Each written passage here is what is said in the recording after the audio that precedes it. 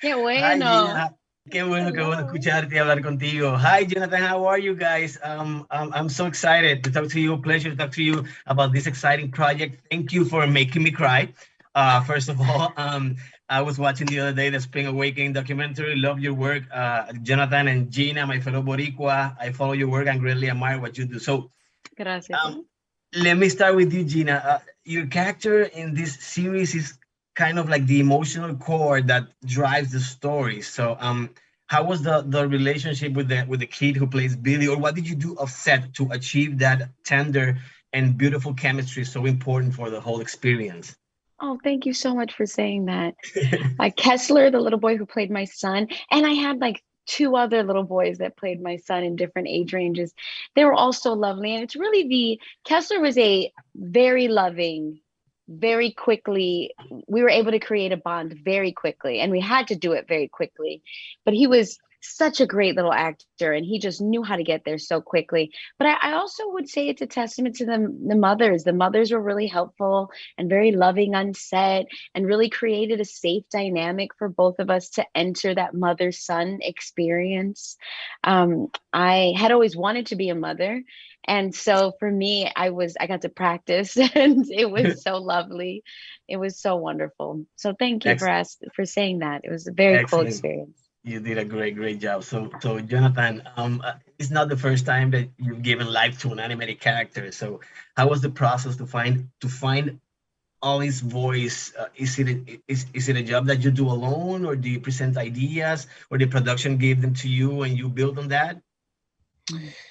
Good question. I remember reading the script, the four scripts, and weeping Mm. and just being so moved by this story and feeling that pull that I've always tried to answer when you read something and feel so moved. And so that's where the kind of artistic impulse began, was by how hard the story made me cry. And then the process of doing the voice was a combo of technical learning an accent, learning a new accent. My friend Cherise Green, who's an actress and a dialect coach, I hired her to help me with the specific Kentucky accent. Shannon, our showrunner, set the show in his home state, and so he had a lot of feelings about how it should sound and a lot of inspiration for how it should sound. And Peter, our director, he would do these things in our when I would we would do the scenes, like he would be the reader. He would be reading the other lines, Mm. and he would know. One of his sort of things that he started doing was he would know when it's right when he started to get goosebumps. It was like the Oh goosebump wow! test. So it's Wow. particularly in like the emotional scenes, trying to Okay. go there, and we would do it over and over again, and he would give different bits of direction, and we would sort of feel it out together, and then his goosebump barometer was the sign that we had it and we could move on.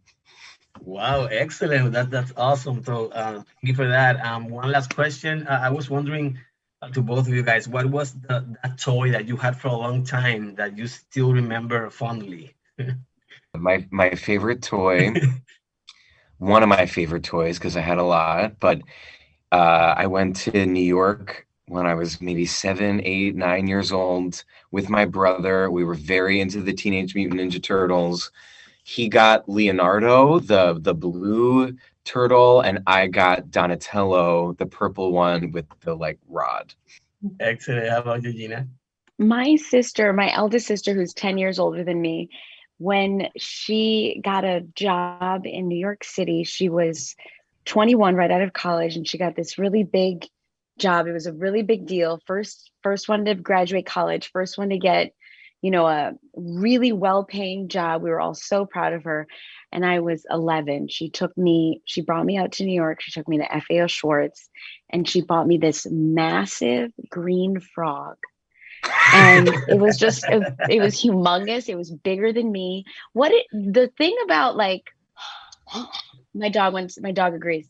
The crazy thing about like having I see it in my nieces and nephews. They just love stuffed animals that are bigger than them. that are just massive.